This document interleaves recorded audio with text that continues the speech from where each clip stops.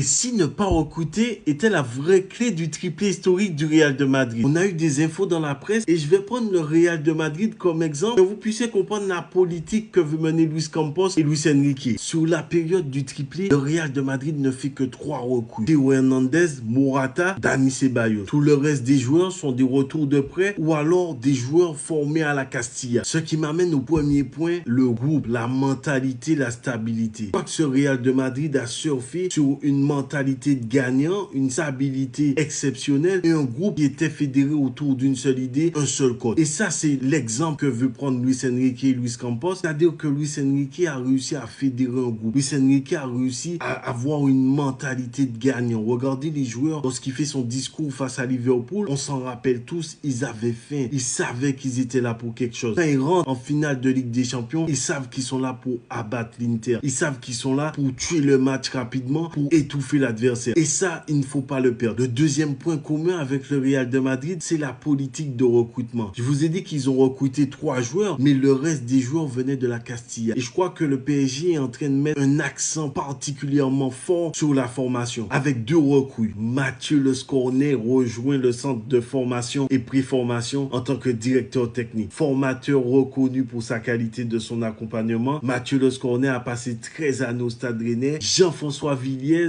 devient le nouvel entraîneur de l'équipe Espoir. Jean-François Villiers, c'est un entraîneur qui a exercé pour l'Olympique Lyonnais. Quand on regarde le Scornet, c'est le Stade Rennais, c'est une formation, une préformation reconnue. Kamavinga, Ousmane Dembélé, Désiré Doué et Jean-François Villiers, c'est l'Olympique Lyonnais. Benzema, Ben Arfa, Fekir, il y en a plein qui sont sortis de là-bas. Donc quand on regarde les gars, on se renforce au niveau de la formation. Mais le PSG ne s'arrête pas là. Le PSG envoie un signal fort aux jeunes du centre de formation. Après avoir construit le campus PSG où ils ont l'occasion de voir les pros au-dessus, ils peuvent aujourd'hui faire confiance au club. Parce que le club aurait pu acheter Rodrigo Moura. Vous connaissez ce crack de Porto. C'est important de montrer à quel point ce crack aurait pu apporter quelque chose au PSG. Mais non, il ne faut pas réduire l'espace de Seny Mayulu ou plutôt l'empêcher de progresser, l'empêcher de s'exprimer. Ça ne sert à rien de rajouter de la concurrence ou de la concurrence. Dites-moi en commentaire si ce type de vidéo vous plaît.